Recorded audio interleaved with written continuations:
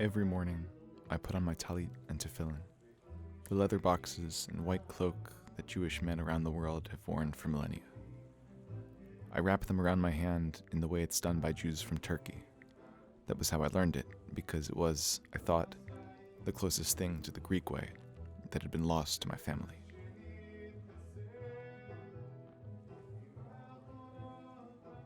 I pray in the liturgy of my ancestors from Eastern Europe, out of a book I keep on my shelf next to Kazantzakis and Kafka. The way I pronounce these words is from a mix of English, Yiddish, modern Hebrew, and ancient Aramaic, Jewish creoles loaned from their non-Jewish neighbors.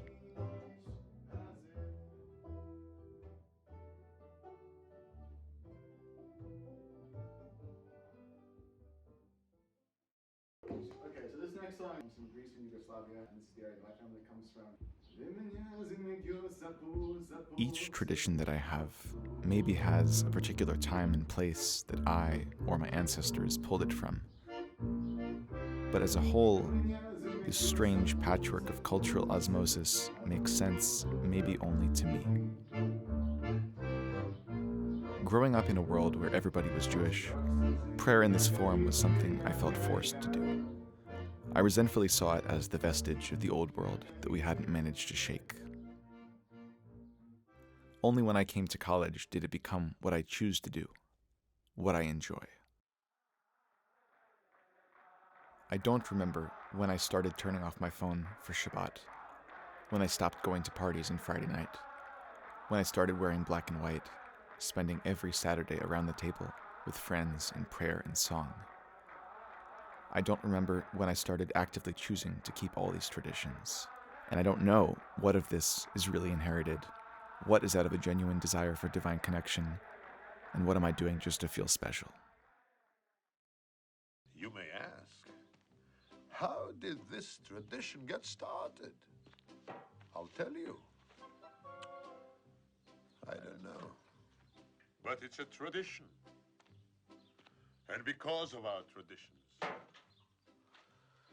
every one of us knows who he is and what God expects him to do.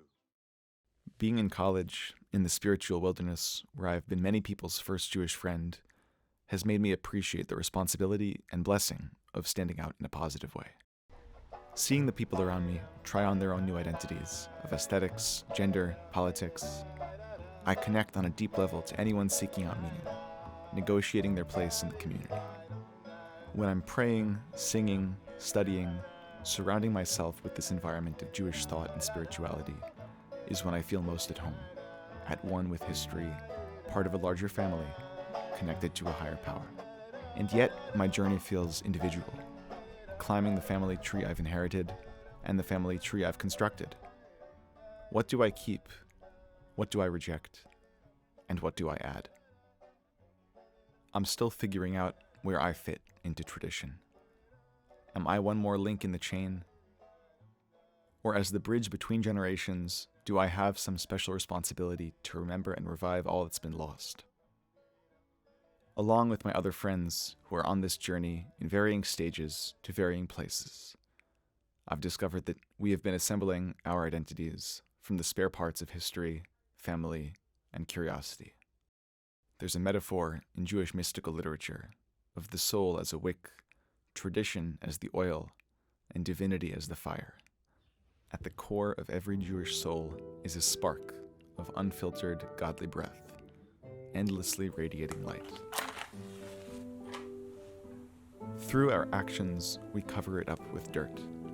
But despite that, our soul's greatest wish is to return to its creator. No amount of darkness can extinguish that. And every spark, with enough work, can be built into a raging holy fire. No story I tell is complete without acknowledging that spark. And so I'm trying to express this story in the best way I know, in the hopes of breaking through the dirt, helping others break through theirs. No matter where we come from, I think part of growing up and leaving home is about figuring out this balance of who we are, how we're connected to the past, and where do we go from here. but I am confident that tradition doesn't hold me back, it pulls me forward.